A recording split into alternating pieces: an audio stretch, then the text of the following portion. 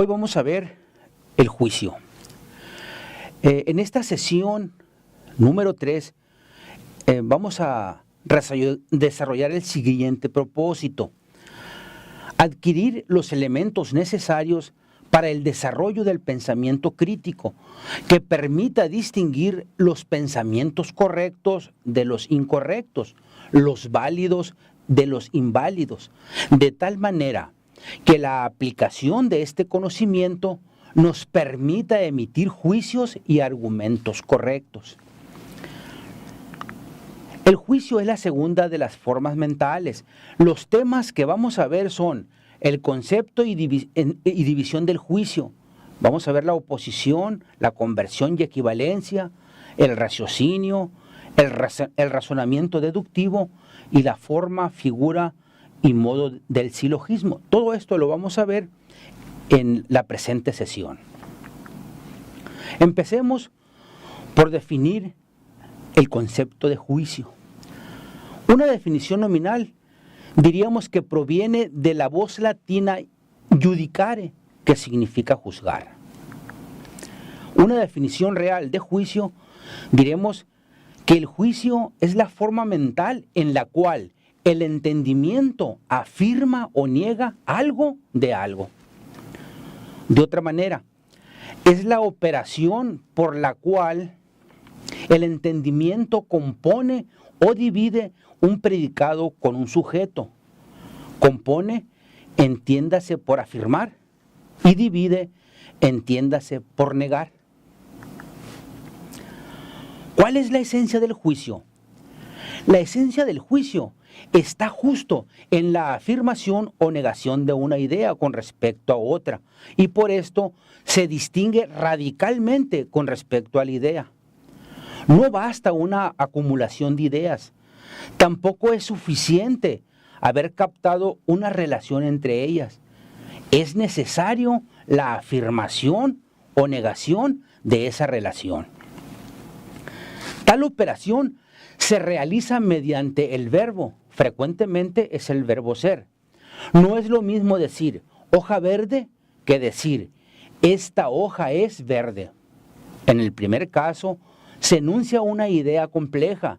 En el segundo caso se afirma la idea verde con respecto a esta hoja.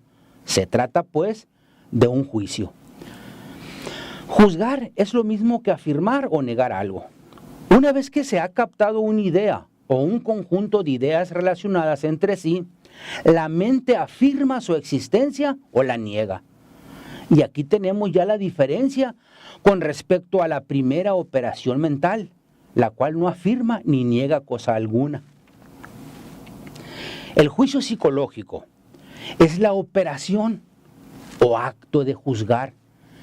El pensamiento que resulta de esta operación es propiamente el juicio. Juicio a secas o juicio lógico, si se quiere aclarar. Y la expresión externa o signo del juicio se llama proposición o enunciación. El juicio, hemos dicho, se expresa mediante una proposición. ¿Y qué es una proposición? Una proposición es una oración declarativa.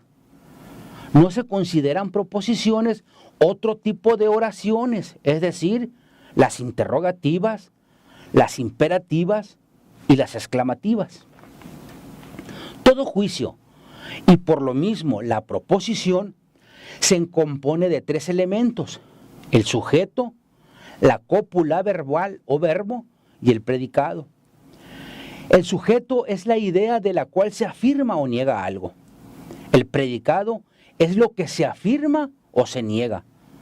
El verbo no solo une al sujeto con el predicado, sino que expresa la misma afirmación o negación, que es lo básico del juicio. ¿Qué importancia tiene el juicio? Podemos decir, es un pensamiento completo, y este es nuestro modo ordinario de pensar. 2. Las ciencias están compuestas de juicios. 3. El juicio es la sede de la verdad, ya que enlaza la idea con la realidad. Para tener una comprensión del juicio, podemos decir, lo esencial del juicio es afirmar o negar. Una propiedad o un propio del juicio es la verdad o falsedad. La materia del juicio es el sujeto y predicado, y la forma es el verbo. Vamos ahora a ver la división del juicio. Mencionaremos una reseña de las principales clases de juicios, procurando simplificar y conservar lo útil para el participante que se inicia. Primero, tenemos una división por su cualidad, es decir, lo esencial de juicio. Ahí tenemos el juicio afirmativo. Es el que expresa una relación de conveniencia entre el sujeto y el predicado. Es el que une. Por ejemplo, el oro es un metal amarillo. En esta división tenemos el juicio negativo. Es el que se expresa una relación de no conveniencia entre el sujeto y el predicado. Es el que separa el predicado con respecto al sujeto. Por ejemplo, la circunferencia no es una superficie. Tenemos enseguida la división por su cantidad, es decir, la extensión del sujeto. Así tenemos a lo que hemos llamado juicio universal. Es aquel cuyo sujeto es un concepto explícitamente universal y se caracteriza por el adjetivo todo, antepuesto al sujeto. Por ejemplo, todo cuerpo sigue la ley de la inercia. Aquí mismo tenemos otra división que es juicio particular. Es aquel cuyo sujeto es un concepto particularizado y se caracteriza por el adjetivo algún, antepuesto al sujeto. Por ejemplo, algún viviente es racional.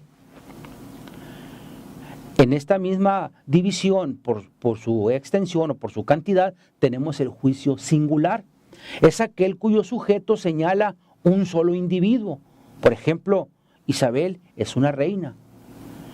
Esta mesa es de madera. Veamos enseguida la división por su propiedad fundamental, es decir, ser verdadero o falso. Así tenemos el juicio verdadero. Es el que está de acuerdo con la realidad. Por ejemplo, la matemática es la ciencia de las cantidades. Juicio falso es el que está en desacuerdo con la realidad. Por ejemplo, el sol gira alrededor de la Tierra.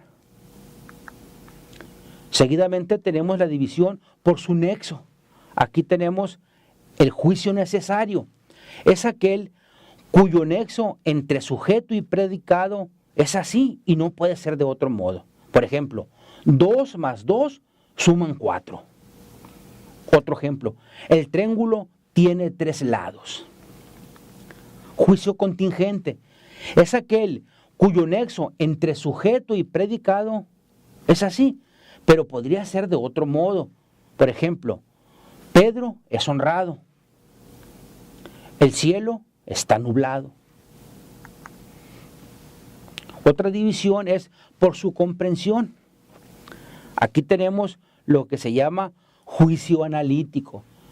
Es aquel cuyo predicado está contenido en el concepto expresado por el sujeto.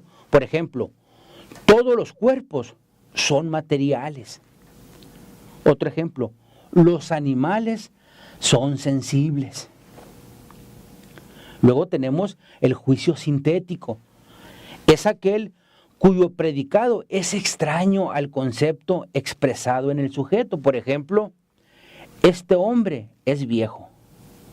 En efecto, el concepto de hombre no se encuentra el predicado de viejo.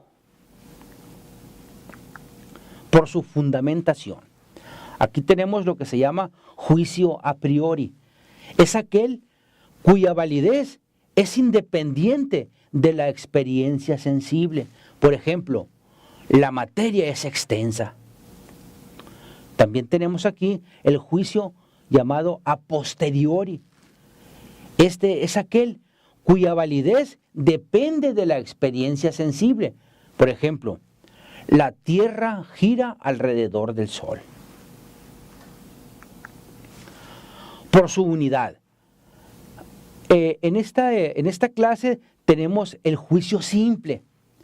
Es el que tiene un solo concepto, verbo y predicado. Por ejemplo, el hidrógeno es un gas, mientras que el juicio compuesto es el que tiene más de un sujeto o más de un predicado o más de un verbo. Por ejemplo, Mercurio y Venus son los planetas más próximos al Sol.